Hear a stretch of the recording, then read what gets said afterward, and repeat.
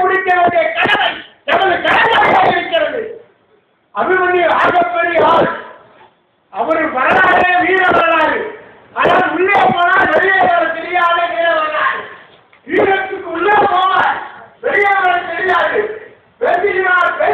பேசிக் கொண்டே இருந்தார்.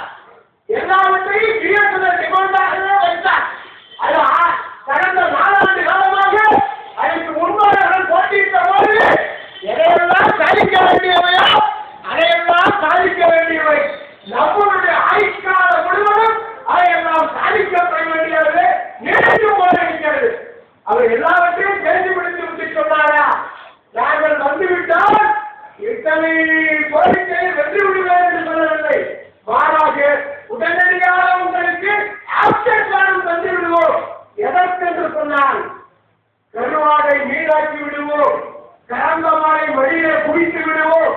எப்படி மீண்டும் இந்த வீரர்கள் கெட்டு போய்விட்டால், நலிந்து போய்விட்டால் மீண்டும் உங்களை டிஓடியாக மாற்றுவதற்கு ஜெயித்து வந்தால் அவர்கள் விருப்ப மனுவை தருவார்களாம். வேடிக்கை விடுகிறதை நம்பி நாம் இங்கே ஏமாந்து போகக்கூட இந்த தேர்தல்களை கடந்த தேர்தல்களை விட வாழ்க்கைக்கு நம்முடைய வாழ்வாதாரத்திற்கு ஒரு ஜீவனல்ல, ஒரு போராட்டத்திற்கான தேர்தல்.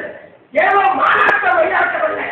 இந்த முறை நாம் வென்றே வர வேண்டும் என்பது காலத்துடைய கட்டாயம். இல்லை என்றால் நாம் விடுத்து போவோம், விதிக்கப்படுவோம்.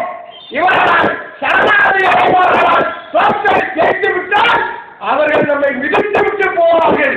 தொழிலாளியின் சாரம் நிர்வாகம் சாகும். அதற்கு இடம் தர வேண்டும் என்கிற கட்சியை கூறுகிற மிகப்பெரிய கூட்டமே நீ போர்ப்படை நடத்தி என்று சொல்லுகிறேன். எல்லோரும் வழிநாயகத்தை பார்க்க வந்திருக்கிறார்கள். கூட்டத்திலே ஒரு செய்தி இருக்கிறது, எல்லோருக்கும் வழக்கமான நாடி பிடித்து பார்க்கிறது. தமிழகம் நன்றாக இருக்கிறது, தஞ்சை நன்றாக இருக்கிறது.